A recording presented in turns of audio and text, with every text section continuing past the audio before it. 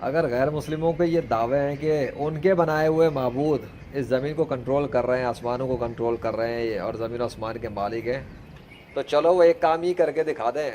انسانوں کے اندر اتنے سارے انسان شادیاں کرتے ہیں، اتنے سارے مرد اپنی بیویوں کے ساتھ سیکس کرتے ہیں، تو اس کے بعد جو بچہ تیار ہو رہا ہوتا ہے پیٹ کے اندر، اسی کو بنا کے دکھا دیں کہ وہ ان کے حکم سے تیار ہو، اور نکلنے کے بعد جب وہ پیٹ سے نکلے ماں کے اپنی، تو وہ اپنے ان معبودوں کا نام پکارے نا جو غیر مسلموں کے ہیں۔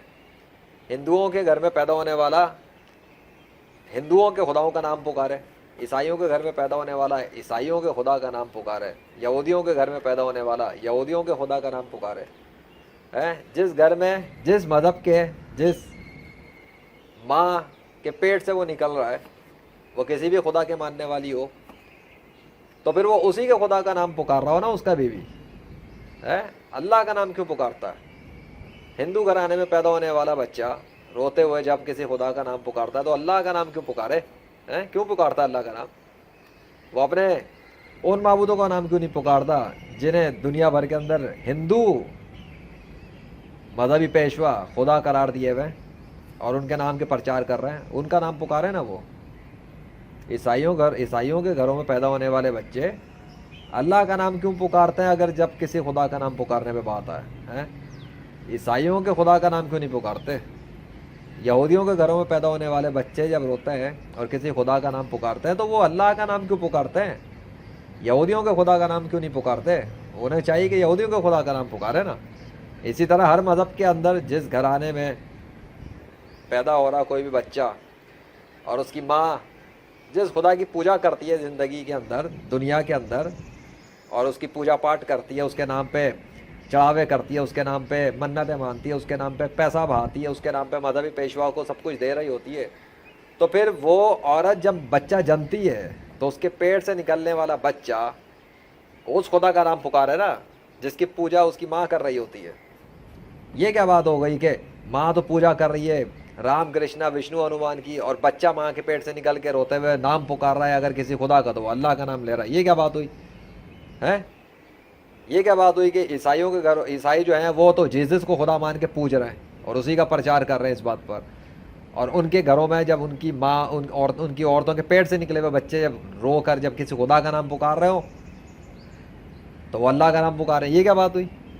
اور یہودیوں کے اندر بھی یاوے کا نام کیوں نہیں پکارتے بھائی ان کی عورتوں کے پیٹ سے نکلے ہوئے بچے جب روئیں گے یا کبھی بھی کسی خدا کا نام جب انہیں پکارنا ہوتا ہے، جب اس خدا کے حکم پہ پکارے تو اللہ کا نام کیوں پکارنا شروع کر دیتے ہیں؟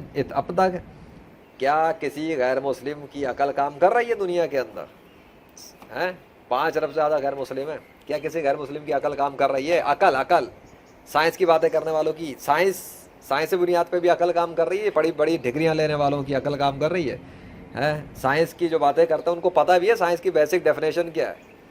سائنس والوں کے ساتھ ہی ڈسکشن کرنے میں پوچھی تھی انہی کے بقول کہ کوئی ایسی ڈیفینیشن بتا دو جو کسی دیہاتی کو بھی سمجھ میں آ جائے، تو سائنس گروپ آف پاکستان کے اندر بتایا کچھ لوگوں نے جو سائنس کے پڑھنے والے ہیں، بھائی مشاہدات اور تجربات کا نام ہی سائنس ہے، جو علم تجربات اور مشاہدات سے حاصل ہو جائے اس کو سائنس کہتے ہیں۔ اچھا، تو تجربات اور مشاہدات تو یہ بتا رہے ہیں کہ ماں کے پیٹ سے نکلنے کے بعد جو بچے جب خدا کا نام پکار رہے ہوتے تو وہ تو اللہ کا نام پکار رہے ہیں۔ تجربات اور مشاہدات تو یہ بتا رہے ہیں، تو سائنس کے مطابق تو خدا جو ہے وہ اللہ ہی ہے۔